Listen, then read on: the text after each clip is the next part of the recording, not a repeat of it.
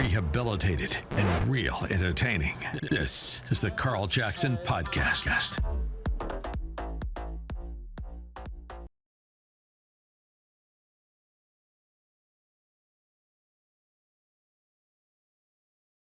Welcome to Monday's edition of the Carl Jackson Show podcast. We've got a lot of topics to cover with our guest, Shawn Fleetwood of the Federalist. We're going to be talking about the gag order that may occur on President Donald Trump. I mean, obviously, that would censor his ability to speak freely leading up to the presidential race in 2024.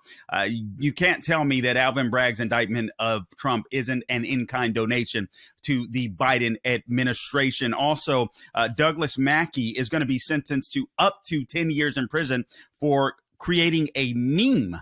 The same meme that I believe it was Kim Wong, or not the same meme. Actually, Kim Wong literally went online and posted a video telling Trump supporters to vote a different day, so on, etc. So this is insane. But obviously, it isn't a two-tier justice system. It is definitely, if you're conservative, you get in trouble. If you're Democrats, you get to walk free. So we'll be talking about that. Shawn Fleetwood has written a couple of great articles. Biden's empty suit presidency is resetting the world order, and not in a good way. We're going to be talking about that, how China seems to be stepping into the role of the world's superpower. We're living in very scary times. Also, what can red states do? What can red states do in order to strengthen themselves? Why are they so afraid to use their political power, and why it's important that they do use their political power? We're going to be talking about that and more. But first, today's show is brought to you in part by Birch Gold. Inflation has consequences as the Fed raises interest rates to combat out of control government spending. Long-term bonds have diminished in value, crippling banks. Depositors are holding their breath and investors are bailing on bank stocks. Diversification has never been more important. The recent surge in gold prices is directly tied to the extreme market volatility right now. This is why gold has historically been a great hedge against the stock market and against inflation. The only company I trust to help you diversify into gold is Birch Gold. Text Carl to 989898 to get a free info kit on gold. Birch Gold will help you convert an existing IRA or 401k that's tied to a volatile market into an IRA in physical precious metals, gold and silver. And the best part, it's tax sheltered. So text Carl to 989898 to claim your free info kit on gold today with an A+ rating with the Better Business Bureau. Thousands of happy customers trust Birch Gold to protect their future. You can too. Text Carl, C-A-R-L, to 989898 today. Stay tuned for some quick program messaging, and then we'll go right to our guest, Shawn Fleetwood of the Federalist. Okay, guys, welcome back to the Carl Jackson Show podcast. Please subscribe wherever you go to get your podcasts. You can go to Apple, Google, Spotify, YouTube, and Rumble. We'd love to see more of you subscribe to our YouTube and Rumble channels. Also, follow us on social media, The Carl Jackson Show, Instagram, Twitter, Getter, True Social, Facebook, wherever I am on social media, The Carl Jackson Show or at Carl Jackson Show is where you can find me. But listen, guys, I have with me a fabulous writer from the Federalist. His name is Shawn Fleetwood. He's been writing some spectacular columns. I want you to follow him on Twitter. Is it at Shawn Fleetwood, Shawn? Yes, that's correct. Okay, so Shawn spelled SHAWN, and then Fleetwood, FLEETWOOD. First, I would be remiss if I didn't get your opinion on this, Shawn.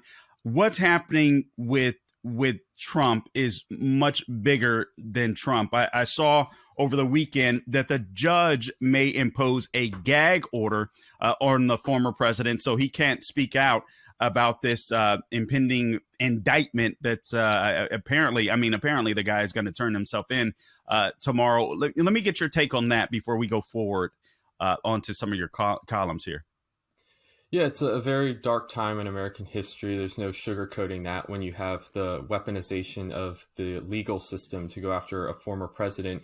And keep in mind, this is also election interference. Donald Trump has declared he's running for president. So this is just a blatant attempt by Democrats and this left-wing prosecutor in Manhattan to interfere in the 2024 election. I think it's really unfortunate, but also not surprising at the same time. This is really just a continuation of what we've seen over the past 6 years with the Russia collusion hoax, the impeachment trial over his call with President Zelensky of Ukraine. So unfortunately, it's not surprising. I do think that these charges, although we haven't seen the actual indictment itself, I think that eventually they will be dropped, considering that a lot of these Federal Election Commission violations of federal election law, a lot of times they're just misdemeanors where you just pay a fine and go about your day. I mean, we saw that with Hillary and Obama. So I think ultimately what you're going to see is these charges will go to some higher court and eventually be dropped. But again, that's not the point. They are just trying to use this as a political weapon to damage President Trump heading into the 2024 contest. You know what stinks about this, Shawn, is, I mean, you touched on it, but this seems to me like an in-kind donation to the Biden campaign from Alvin Bragg. But beyond that, it's so much bigger. I mean, we have officially, I think, lost our moral authority as far as being we're essentially becoming a banana republic. And I don't want to be hyperbolic about that, but I really do believe we're on a serious slippery slope. I mean, I saw I can't recall who it was from El Salvador. Basically, I'm paraphrasing, was like, hey, so much for America being this, moral authority when it comes to democracy, free speech, so on, et cetera. And that person got it exactly right. I mean, this is unprecedented, obviously. And it's absolutely huge. It's so huge that I don't even think many Democrats understand how bad this really is and what a bad move and bad precedent this really set. Yeah, they're letting their disdain and hatred for Trump cloud their judgment and seeing what the long-term implications of actually doing this are. But I think what this says and shows about the left, and we've seen this time and time again on other issues, is that they no longer care about the Constitution. They no longer abide by these founding values. And so whenever you have conservatives or Republicans say, oh, but this violates the Constitution, they just don't care. They follow a different code. And to them, a lot of them, leftism isn't an ideology, it's a religion. It is this kind of pagan idol that they follow. And so whenever you see them have a bunch of, contradicting views on various topics, that's just part of their worldview. They don't care about the facts. They don't care about what's morally correct or what's true. All they care about is kind of following this leftist dogma that is unfortunately eroding the country as we see fit. Shawn, that's such an important point and so well said. I want to get you to opine on what's happening with this conservative meme maker, Douglass Mackey. And then I think what you just said is a perfect segue into a column that you wrote, what was it, over a couple of weeks ago, or approximately a couple of weeks ago. Before worrying about 2024, conservatives should focus on making Republican states as red as they can be, because I'm under the impression, actually, I'm not under the impression, Shawn. I know for a fact that a lot of so-called conservatives really don't seem to get, or really don't get what's happening in the world today, what's happening in American politics with the left. We are freaking battling commies and Marxists. This isn't your grandfather's Democrat Party. The party, in my opinion, they're literally synonymous. The Democrat Party is synonymous with Marxists, in my opinion. That's just the way I see it. And I don't think Republicans get it. I do believe we're in a post-constitutional America, or living in a post-constitutional America. I do believe we're living in a post-Christian or post-Judeo-Christian American, America. And I also think we're living in a post-rule of law America. And that's where I'm going to focus your attention real quickly to this meme maker, good Lord, Douglass Mackey, who could face up to 10 years in federal prison. And I believe all he did was retweet a meme telling people to vote for Hillary or or text a particular number to vote for Hillary. Something that I saw plenty of people doing online, leftists doing. People do this stuff all the time. People joke about this kind of stuff. It's absolutely insane to me where we're at. Your response to Douglass Mackey looking, upwards of 10 years in federal prison for a meme. Yeah, I think what you just said, highlights the absurdity of it all. This is just a meme and the guy's going to get 10 years in prison. It's so bizarre, but it's just further indication that in a lot of ways in these blue areas, conservatives are second-class citizens in their own country. They're not given, the same kind of leeway that you see leftist criminals or agitators are given, right? We saw this with the Black Lives Matter and Antifa riots in the summer of 2020, how a lot of these folks in these blue jurisdictions were just let off the hook, no matter how much violence they committed. But yet you look at January 6th, and even if you were simply on the grounds at the Capitol, you didn't assault anyone, you didn't attack anyone, you're being treated as this, Gitmo level terrorist seeking to overthrow the Republic. So what's happening to this individual with respect to the Hillary meme, it's just crazy and absurd, but it's just another attempt by leftists to, use the legal system to go after conservatives and go after their political opponents, which, as you alluded to earlier, it's just very indicative of a banana republic. Okay, so now let's get to your column. I think this was very well written, and again, I'm speaking to Shawn Fleetwood of the Federalist. Make sure you go out and check out his work at thefederalist.com. They've got all types of great writers there, Shawn Fleetwood being one of them. You can follow him on Twitter at Shawn Fleetwood. He spells Shawn Shawn. Shawn, is there anywhere else you would recommend people go to find you? If they'd like? The only other place I occasionally will post on is Truth Social, but just that and Twitter are my primary places you could find me. Okay, all right, sounds good. You're smart man. I'm trying to do too much. It's insane. So I need to calm down a little bit. Hey, Shawn, before we go on, let me just quickly tell the audience about MyPillow. Listen, guys, MyPillow, just when you thought it couldn't get any better, Mike Lindell came out with the new MyPillow 2.0. The original MyPillow had everything you wanted in a pillow, but now with this new MyPillow, you get this temperature regulating thread that makes it softer, smoother, and cooler when you sleep on it. So I didn't think Mike Lindell could beat the original MyPillow. He has done just that. Not to mention that he provides American jobs, all right? American manufacturing, American products. These products come with a 10-year warranty, a 60-day money-back guarantee. If you used my name, go to mypillow.com, use my name at the top of the page. Just click on the radio listeners square and enter Carl, C-A-R-L. You will get an exclusive offer, all right? So you get buy one, get one free of the new MyPillow 2.0, or you can give them a call at 800-858-0263. Again, 800-858-0263 for the exclusive offer on the buy one, get one free MyPillow 2.0. So guys, don't miss out on this. The world is going crazy. All right. I feel like America is going to hell with gasoline draws on. You may as well get a good night's rest while we slip into the abyss. All right. So get your new MyPillow 2.0. All right, Shawn, back to Shawn Fleetwood of the Federalist. All right, Shawn, this is a fabulous column. Again, before worrying about 2024, conservatives should focus on making Republican states as red as they can be.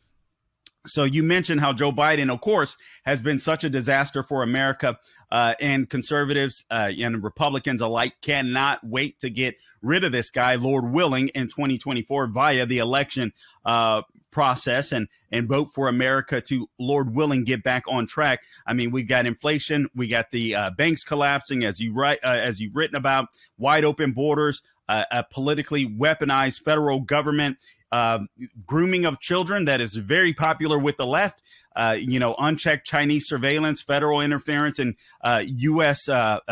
elections. It's absolutely insane under Joe Biden. But you also go on to mention that the 2024 GOP presidential primary has already attracted a lot of people. Obviously, prominent conservatives are entering into the race.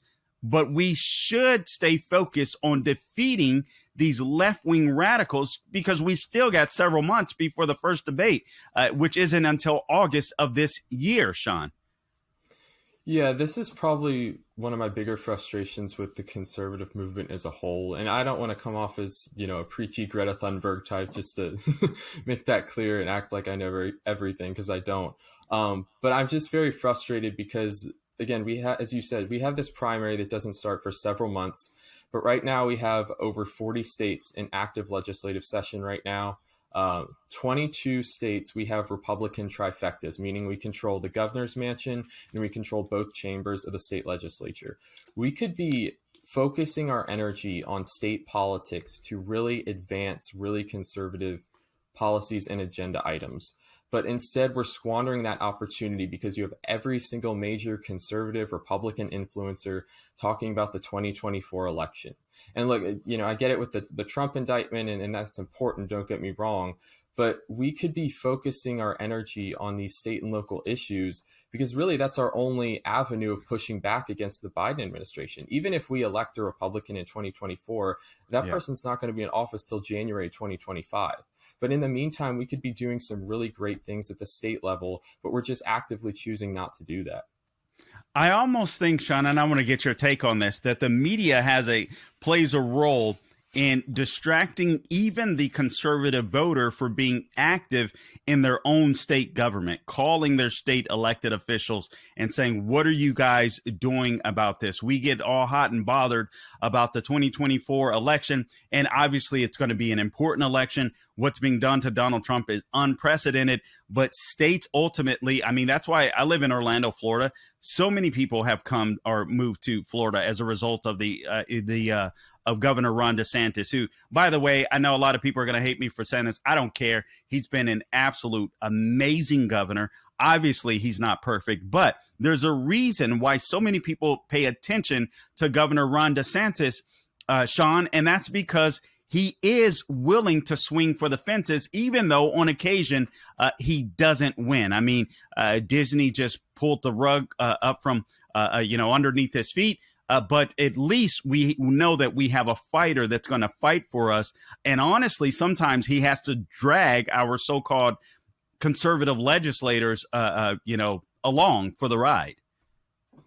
Yeah, he's been the greatest example of what it means to be a leader and a governor. And it's kind of remarkable because when he came into office, he won by less than 40,000 votes. Yep. And Florida historically has been the most expensive and largest swing state in presidential politics. And he is, in a matter of 4 years, he has turned that state into a solid red state. He won by almost 20 points in the 2022 midterms. He didn't do that by capitulating to Democrats. He didn't do that by playing the middle. He did it by enacting really conservative policies and going on offense on a lot of these cultural issues. You don't see that in red states that Donald Trump won by double digits in the 2020 election. Why isn't the governor of Wyoming or Idaho or Nebraska or any of these other so-called red states doing the same thing? Why aren't they acting as aggressively? Why aren't they pushing back on this culture war as forcefully when they have the power to do that? And you're not seeing that. Now, contrast that with Democrats who waste no time when they get in power ramming their agenda down the American people's throats. Minnesota, this is a state before the 2022 midterms where you had a Democrat governor, a Democrat House, and a Republican Senate. Democrats took the Senate in the midterms. In this legislative session, they've wasted no time ramming through every single radical piece of legislation you can imagine. We're talking felon voting rights. We're talking legalizing infanticide. They aren't giving Republicans any significant opportunities to propose amendments in committee hearings because they don't care. They care about power. They have their agenda and they're going to follow through. Republicans don't do that. We always focus on the next election and this argument of, but the Democrats, if we don't elect Republicans, the Democrats are going to get in charge. Well, that's why we need to focus on Republican primaries and making sure that the people we're sending into the general election are people we actually want to vote for. I think this is a very important point, and I think part of it, Shawn, is that people don't even in the conservative movement, we don't necessarily pay attention to the primaries. I've been involved in helping out a couple of campaigns here in Florida over the years, not as much in the last several years here. But I mean, it takes a lot in the primary, and some of the best candidates rise up in the primary, but no one pays attention to the primary. I mean, the turnout is extremely low. We can get some of the best candidates, and we simply don't. It's almost as if Republicans get lazy or they're scared to fight. They're scared of the left-wing narrative. They're scared of what leftists will say about them, so they acquiesce and they capitulate to the left. I want to give a couple of examples that you wrote about specifically in this article. Idaho and Oklahoma, for instance. Idaho. I have a buddy of mine, I call him my brother from another mother, just moved from California to Idaho. That is a red state. I mean, that is a red state. And yet they're giving illegal aliens modified driver's licenses. The same is true for Oklahoma. Why is it that Republican states, red states, are such scaredy cats when it comes to implementing conservative policies? Because we know the left will hem and haw just like we do when they implement their policies. But what happens, Shawn, is in 6 months, people forget about it and they move on with their lives. Why aren't Republicans doing this? I don't have respect for any politicians by and large. But if you ask me to, I would say that I respect Democrats more than I respect Republicans, because at least Democrats are honest with us to our face. They tell us how they feel about us up front. Republicans don't. They lie to us every single election cycle, telling us how they're going to get into office, how much they care about, they're going to go after these certain issues like immigration, and that they care about these issues. But they just lie to us. They lie to our faces and then get into office and do nothing.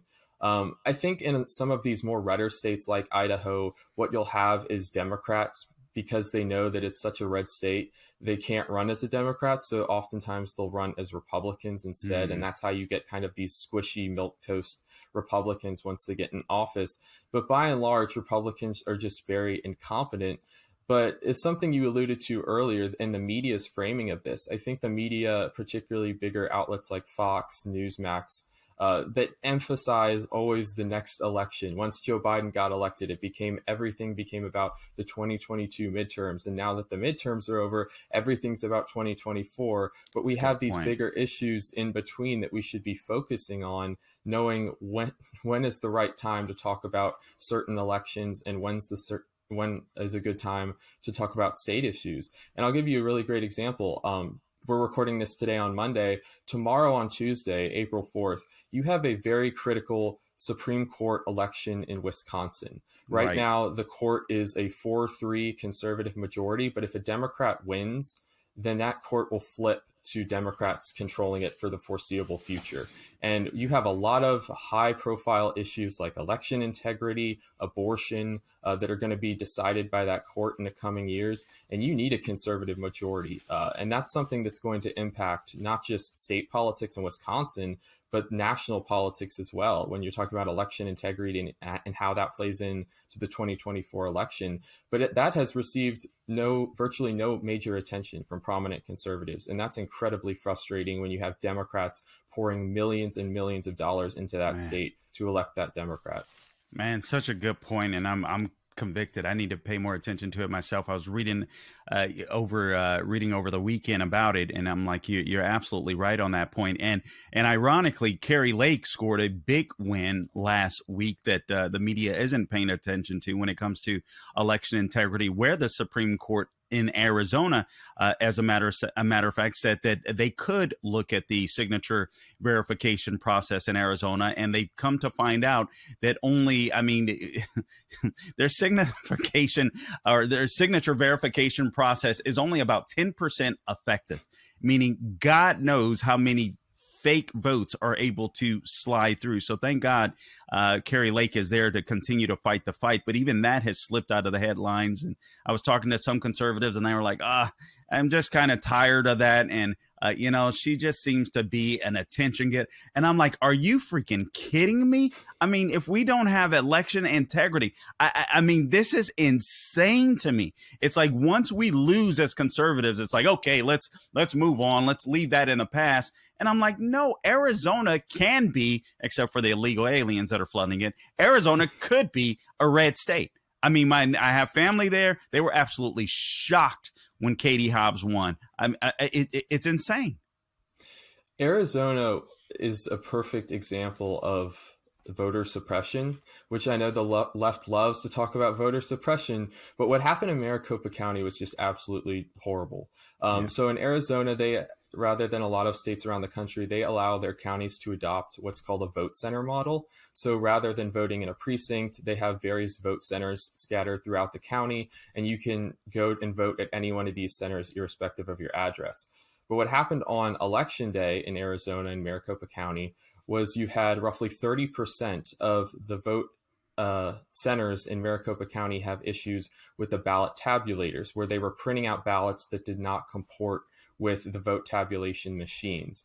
And so this led to horrifically long lines. And in response, you had election officials in Arizona, people like Bill Gates, the chair of the Board of Supervisors, and Stephen Richer, the county recorder, giving people a couple options. They said, okay, well, you can spoil your ballot and fill out a new one and see if that works. You can go vote at a different center. But the problem with that is because there was so much unfamiliarity with the proper checkout procedures, once these voters got to these other vote centers, they were told, oh, our online system says you already voted. So, and that just led to further disenfranchisement. And then things get even worse when you have what's called door 3. So if voters' ballot didn't scan, they could put their ballot in what's called door 3. And at the end of the night, those ballots would then be taken back to the central tabulating center in Maricopa, where they would be counted.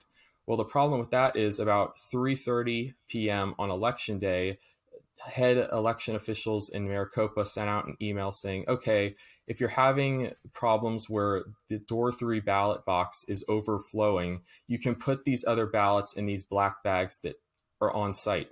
Well, in the Maricopa County Handbook for Elections, the black bags are specifically reserved for ballots that are already tabulated. So Lord. So what ended up happening, and this is according to a letter from the former Attorney General's office, is in some cases you had ballots that had not been tabulated getting mixed up with ballots that had already been tabulated. So it was just so chaotic, so confusing, but yet somehow that doesn't draw the left's attention when we're talking about voter suppression and voters being disenfranchised, because at the end of the day, they got the outcome they wanted with a Katie Hobbs victory. It's absolutely amazing. And that further proves that if we're going to save America, I mean, we are the solution. Shawn, just a couple of more things, and then I want to quickly touch on another article. China is moving to become the world's, preeminent superpower. So I want to get to that relatively quickly here. But first, before we go on to that, a couple other issues in states: South Dakota, Oklahoma, South Carolina, Wyoming, Ohio, are all bowing down to this green scam, the green energy scam. You talked about that. This green energy scam, the green energy hoax, is becoming a religion in and of itself. And it's amazing to me that Republicans don't even fight this. It's almost as if they probably have money invested in the green movement somehow. That's the only thing that makes sense to me, because this is complete and utter nonsense. All you have to do is look at, you have this Ohio governor whom I can't stand, Governor DeWine, but people voted for him because a guy strengthened, gun rights in Ohio, but he just absolutely sucks. And he buys into this green agenda, electric vehicles, which are a disaster for the environment comparative to, ICE vehicles, if you will. But our governors don't stand strong. They acquiesce to the left. Yet you give time and time again where Minnesota, for instance, they changed their election laws. They ended legal protections for babies born alive. They're going to force taxpayers to pay for abortions. I mean, they go for the gusto. The left never acquiesces to the right, but the right always acquiesces to the left. Are we just picking weak leaders that lack courage or have no moral compass? What the heck is going on? I think that's certainly part of it for sure. But I also think that we as conservatives need to take responsibility as well, because in a lot of these states, we're the ones who vote in the Republican primaries. And as you noted earlier, we're by and large choosing not to do that. And that's how you get a lot of these rhinos that consistently keep getting reelected. We can complain about people like Mitch McConnell and John Cornyn all day long, but Sure. until we actively make a concentrated effort to show up in those primaries and oust these people, then what right do we have to complain about that then? Because ultimately we're the ones who are responsible for putting these people on the ballot. So absolutely, there are Republicans who are just absolute squishes, and they will lie to you come election time, talking about how great their record is while ignoring things like the green energy scam that they've helped contribute to. But it's incumbent upon us as we the people to make these changes, because at the end of the day, we are a self-governing society, at least we're supposed to be. So it's incumbent upon all of us to take part in the electoral process, and that doesn't just mean the general election. Yeah, so true, so true. So well said. Okay, quickly here, let's move on to, and again, I'm speaking to Shawn Fleetwood. He's with the Federalist. You can check him out on Twitter at Shawn Fleetwood, spelled ShawnFleetwood,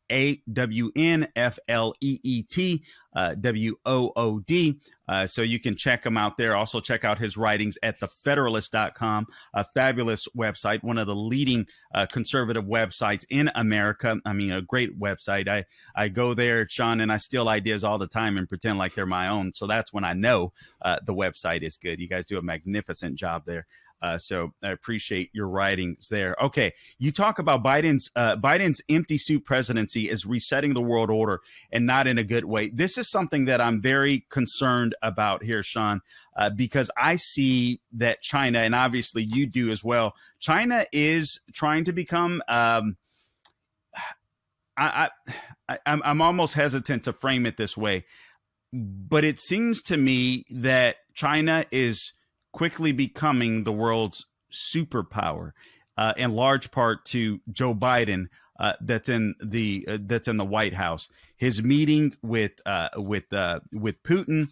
You talk about some of the things that's happening with Middle Eastern companies, deals that they're brokering and mediating between Saudi Arabia and Iran. It's absolutely insane to me what we see going on right now. And a lot of this is just simply because Joe Biden is in office. Yeah, when Xi Jinping came to power in 2012, he set out a goal, and you'll hear this phrase often, of Chinese rejuvenation. And what that means is to rebound and recreate China as this great economic and military power. And that doesn't just mean, reinvigorating China's prowess domestically. That means expanding that influence throughout the globe. So one of their more notable policies is something called the Belt and Road Initiative, which is to expand China's economic umbrella across the world. And a lot of times they will target poorer or more third world countries in order to do this. So a good example would be back in 2016, a Chinese state-owned company called the Landbridge Group purchased one of the largest ports in the Panama Canal. They're making very strategic investments, very strategic purchases. And so China's had this goal of reestablishing itself as the world's leading superpower by 2049 for several years now. But with the election of Joe Biden, they see a man who's weak, old, feeble, who's not mentally all there, and whose foreign policy is just wretched across the board. And so they see an opportunity to further accelerate those goals. And I think that's what you're seeing play out with this growing alliance with Russia, what you're seeing in the Middle East with them brokering this peace deal between Saudi Arabia and Iran. Last Sunday, they actually got Honduras, a longtime ally of Taiwan, to switch their diplomatic recognition, from Taipei to Beijing. So they're actively making inroads in various strategically important areas across the world. And meanwhile, our president is too busy focused on going after his chief competitor for the 2024 election. It's just absolutely remarkable. What do you think the world would look like? I mean, obviously, it's just pure speculation. But if China were to become the world superpower, what could Americans expect to see? I think you would see a lot of these international organizations that are heavily influenced by the United States in this kind of liberal world order that we've shaped shift to a Sino-centric one. China is obviously a very big violator of human rights. We talk about the Uyghurs and what they're doing in Xinjiang, which is the western province of China where this genocide is occurring, and just the social credit system that they've implemented in their society. So you look at that country in this very communist dictatorship. If you're having that country lead the world order, that's a very scary place to be. And what's kind of remarkable to me is during the 1970s, we had when the US and China were kind of growing relations again, and we were expanding relations with one another. The idea was that over time, as China became more engaged with the Western world, that they would adopt a more Western-oriented society, Right. and that they would become more democratic. But it's kind of remarkable how the exact opposite has happened. And we, as supposed Western countries, have adopted some of these communist, big government type policies. I mean, the COVID response is a great example of this and how governments responded to that. So, that's, I think, is just a preview of what a truly Sino-centric world would look like if China becomes the leading world superpower. Yeah, it's a scary thought. I mean, you write here, basically, our economic prowess, the United States, speaking of the United States, our economic prowess, our military prowess, as well as our cultural power helped shape the world and help the world embrace this Western worldview. But now you see China rising economically, militarily. Their culture is rising, and the left doesn't talk about it. Biden is obviously, at least in my opinion, compromised with corruption when it comes to China. I'm reading a couple of headlines here, Shawn. Secretary Blinken demands Russia release 2 American prisoners. I don't think this would have happened under a strong leader like President Donald Trump or George W. Bush even. And then there was another headline that I was searching for. DHS secretary refuses to call border situation a crisis. I mean, China is looking at us, and the world is looking at us, obviously Russia, and they're seeing how weak we are, and they're taking advantage. But China is the one that has all of this power in order to, I mean, their influence is so broad now. I mean, it's amazing how they're just reshaping the global world order right in front of our face. And I'll be honest, I don't even hear a lot of conservatives talking about it unless I go to places like the Federalist. Yeah, it's incredibly frustrating because we have all this major focus on Russia and Ukraine. And, Russia's no great power, good guy, I guess I should say. They're not someone who's cherished human rights historically. And their invasion of Ukraine is a bad thing. I don't want to underplay that at all. But they're not our chief competitor. They are not this great Soviet Union level power that they once were. It's very much China. And yet you have a lot of lawmakers like Mitch McConnell who are more focused with sending billions and billions of taxpayer money over to Ukraine, which is the second most corrupt country in Europe with virtually no oversight. But continuously, they're missing the ball when it comes to China. And speaking of Biden, I mean, Biden is just inviting Chinese aggression. He's basically doing China's job for them by kneecapping the United States economy, spending trillions and trillions of dollars on Democrat pet projects, leaving our southern border wide open where you have millions of foreign nationals pouring across. God knows how many quote unquote gotaways have evaded Border Patrol at this point. So you have all of these signs domestically that Biden is just undercutting the power and prestige of the United States. And China sees that. They're going to exploit that. And they see an instance like the Russian-Ukraine war, and they're going to propose a peace plan while we're continuing to fund that war. And they said, okay, if the United States isn't going to be the adult in the room, then that's what we're going to do. We're going to step in and we're going to show the world that we can be this leading global superpower. And our leading administration, the Biden administration, is just so incompetent that they can't even understand what's happening at this point in time. Can we recover, in your opinion, Shawn, if we were to fortify our red states, if we were to win the White House in 2024? In my opinion, obviously, we'd have to win the Senate as well as keep the House. Do you think we can recover from this, from what we're seeing now, this slide into a third world country, because I think we have a huge moral problem in America, where so many people don't even. I mean, we saw the poll, Wall Street Journal poll, where people have just basically just there's no respect for traditional American values anymore. The family, the church. I mean, it's insane to me. Can we recover? I think if you really want America to get back on track, you need some sort of major spiritual revival. As you rightly pointed out, we've just lost all sense of morality. And there's this often cited writing by John Adams talking about how the Constitution was written for a religious and moral people. And I think he's absolutely spot on. We have lost what's truly important in life. And as a country, we don't have a sense of direction of what we want to be. So, yes, it would be great if we could get a Republican in the White House in 2024.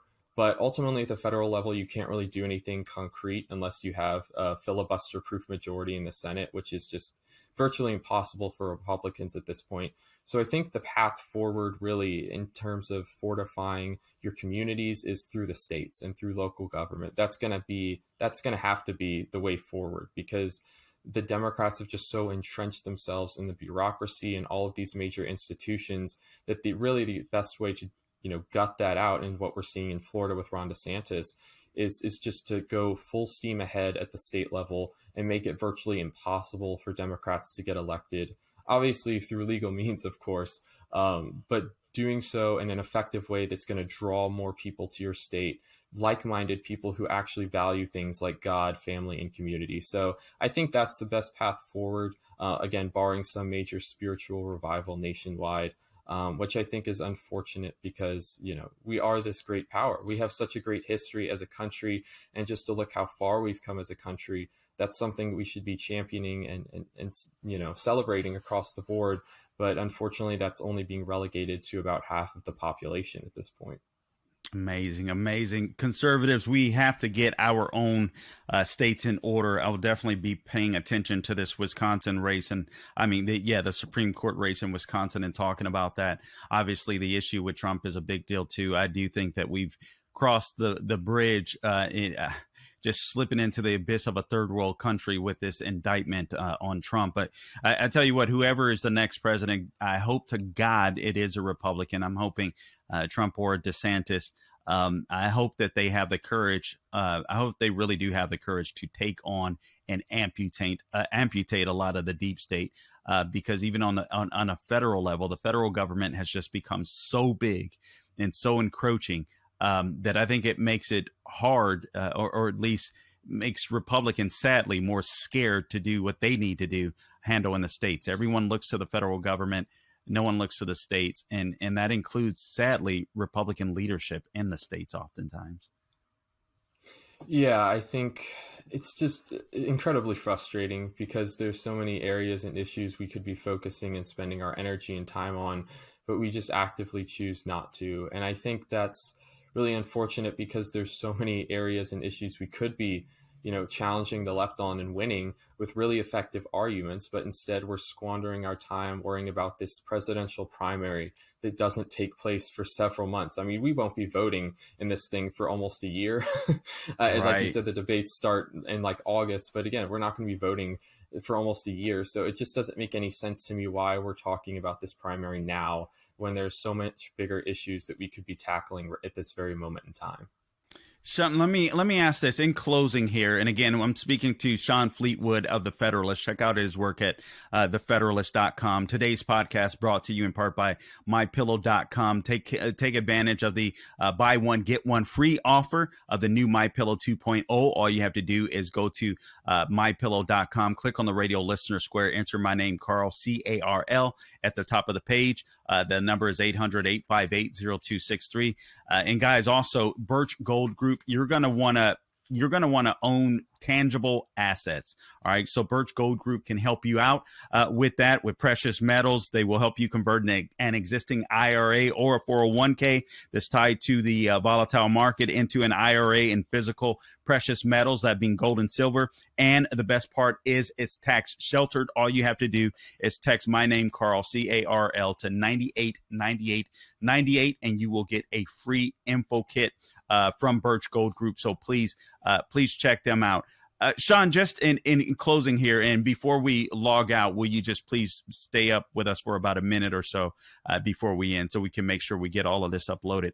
But I do want to ask you, if you could name some things, some specific things that you think red states should focus on to make their states stronger. And when I say red states, I'm talking to the voters.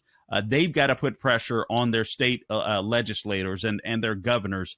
These 20 odd states that are acting like they're moderate Republicans. That isn't going to work in today's world, when the Democrat Party is literally, at least in my opinion, ran by commies. What should red states do specifically to make their states stronger? I think first and foremost, election integrity is such a big part of it. If you don't have honest and secure elections, you're not going to be able to elect good, Republicans and implement a lot of these other agendas. So I think that's critically important. But also bills that fortify and protect against the COVID tyranny that we witnessed over the past 3 years. Right. I'll give you a good example. Is you had I believe it was a constitutional amendment proposal, although I'm not 100% on that, or some type of bill that was proposed in West Virginia, a very red state where Joe Biden didn't win a single precinct in 2020. This would have stopped all sorts of the COVID tyrannical policies that we saw over the past 3 years. It never even made it to the floor of the House or the Senate for a vote. So those are some areas I think we should absolutely be focused on. I think the COVID, I am kind of optimistic because I think the whole COVID response from the government has kind of woken people up in a sense. They see that, wow, even in red states, we're not safe, because with the exception of Ron DeSantis, who turned things around and made his state the, beacon of freedom throughout the country, a lot of these red states continue to go along with this, these lockdown policies for months on end. Right. So I think that's something that gives me a little bit of optimism, that people are recognizing that the same way of doing things aren't going to cut it anymore. So I think that's something that we can be very hopeful and looking out for.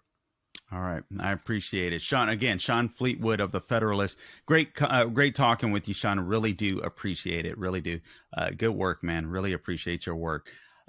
Guys, if you would, please subscribe to the podcast wherever you go to get your podcast. All right. The Carl Jackson Show is where you can find me. Apple, Google, Spotify. Please subscribe to our YouTube page, also our Rumble page. And again, if you want to find me on social media, wherever I am on social media, Twitter, Getter, Instagram, The Carl Jackson Show is where you can go to find me. I appreciate you tuning in today. And until next time, don't grow weary doing good. God bless you.